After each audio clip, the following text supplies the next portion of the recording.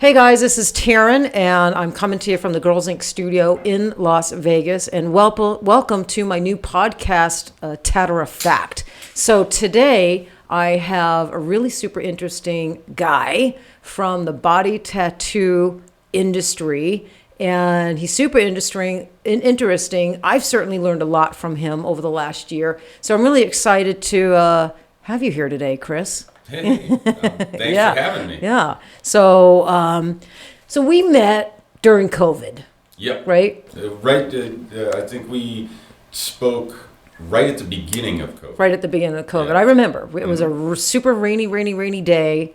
And we met in the parking lot, and I cracked my window that much, and you cracked your window that much. We stayed in our cars. It seemed real sketchy at the time. Looking back on it now, if I was a cop, I'd be like, What's going on there? Yeah. Well, and I was a little, I didn't really know you, and I reached out about the Rook. I was interested in the Rook and, using it and getting comfortable with it and seeing if that was a machine I wanted to, stock in my store. Right. And it ended up being a machine actually that I like a lot and I use a lot. Just did an eyeliner with it yesterday actually. So I like the Rook a whole lot.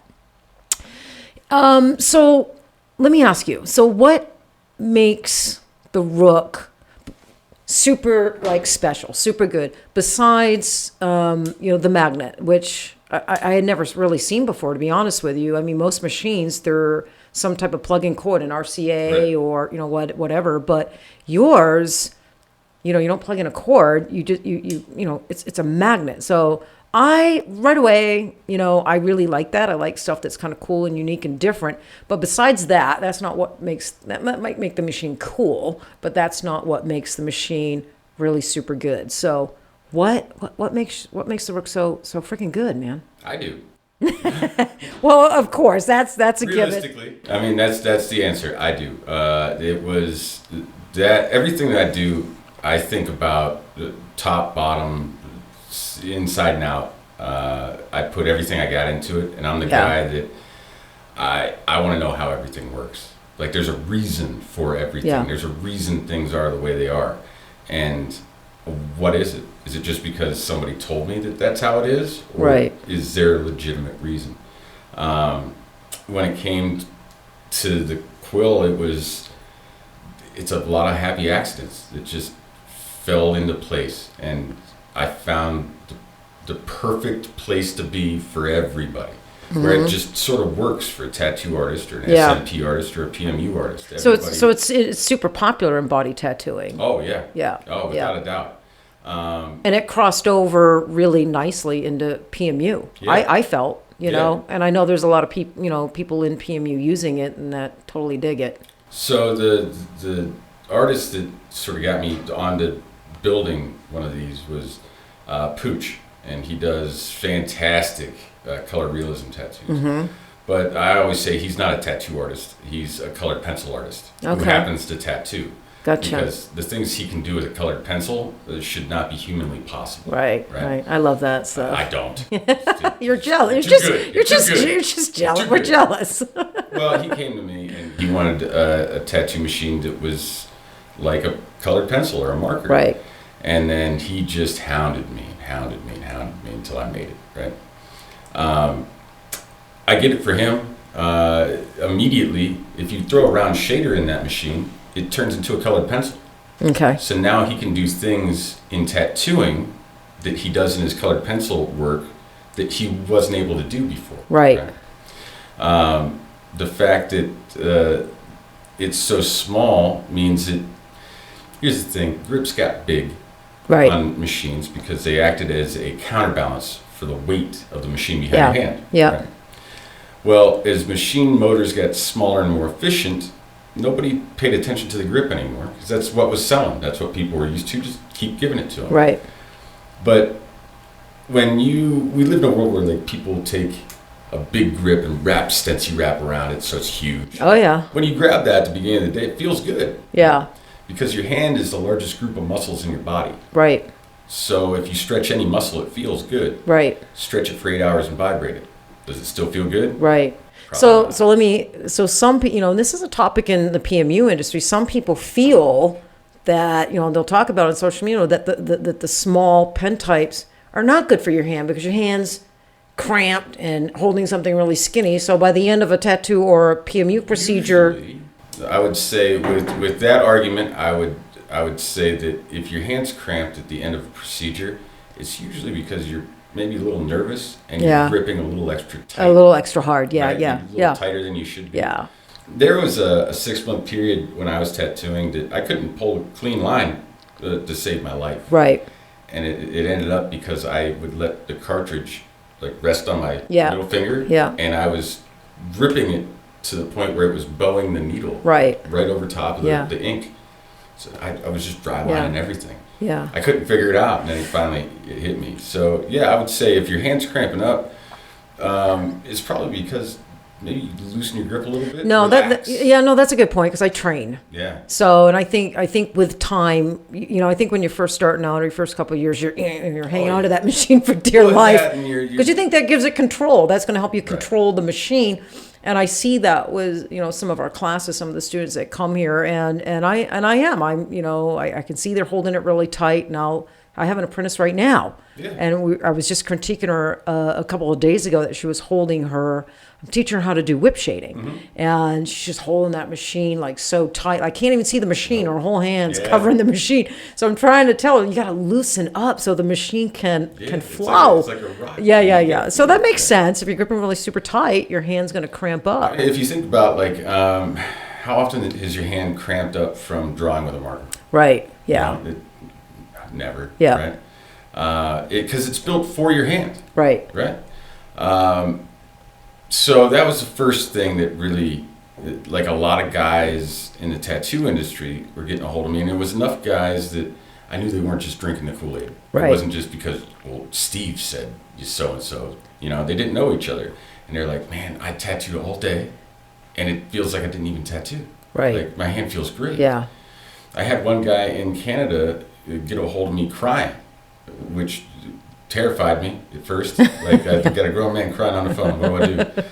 And he said that he had just told his wife and daughter they were probably going to have to close the shop and move because he had really bad carpal tunnel and had broken his wrist and he couldn't work.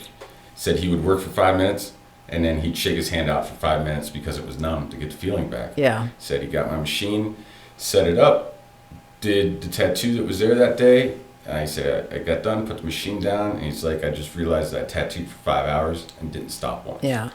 He's like, you saved That's my awesome. house, my business and all. Yeah. So at that point, okay. Yeah, that's the first thing that goes with us tattooers. I mean, I had I had to go to a hand specialist 7 or 8 years ago.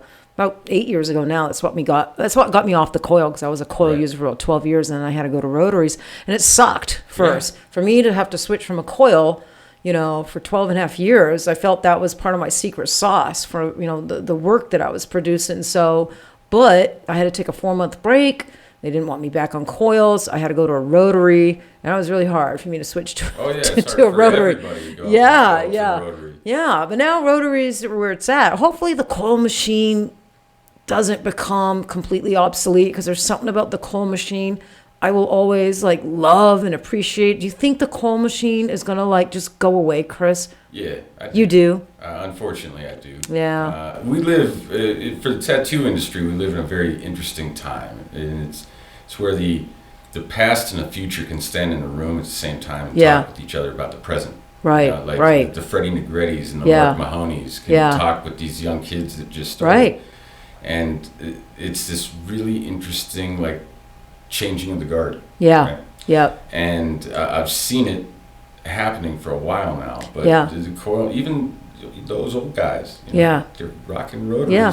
Well, I know. I see that, and that's what's happening in PMU right now. You've got exactly what you said with body tattooing. You've got, you've got the really veterans that are, the ones that pioneered a lot. The one that pioneered a lot. And some, what makes me sad about them is sometimes they're not given their due respect, at all. But, they're the reasons, really we're here. And then you've got my generation. I've been doing it 20 years. So I learned from the veterans.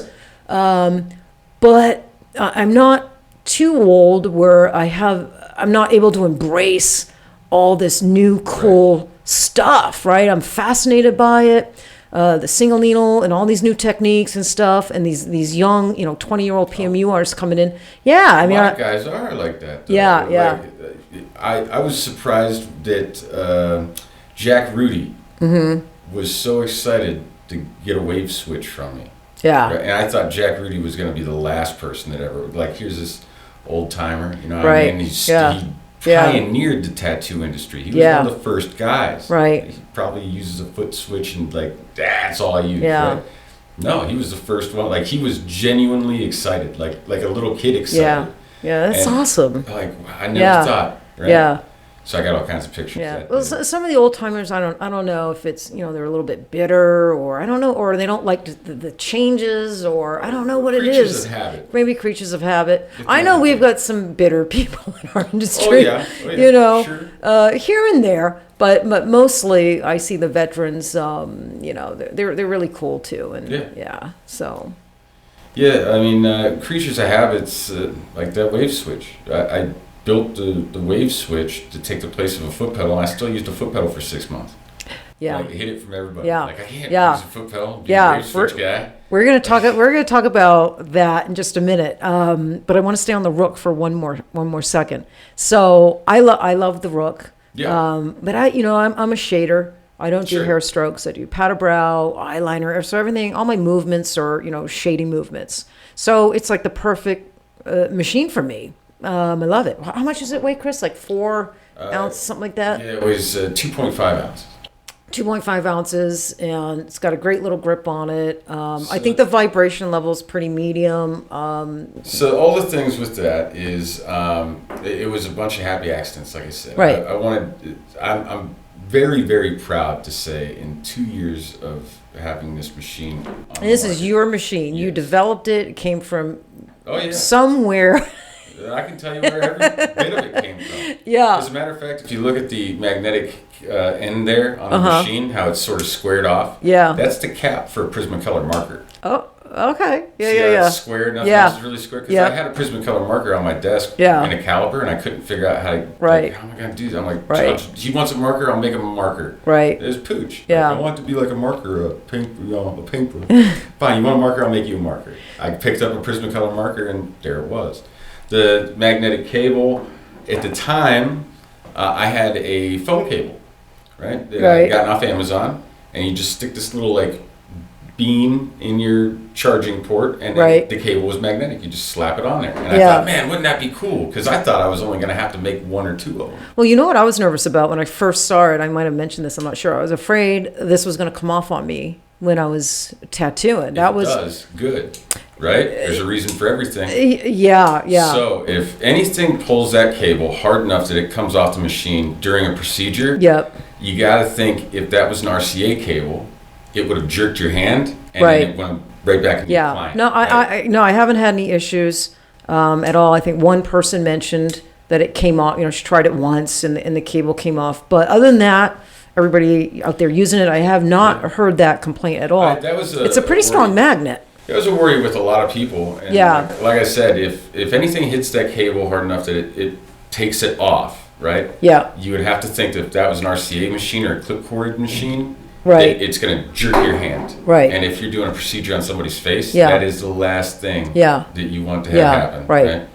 So it's kind of like a little built-in safety feature. Gotcha.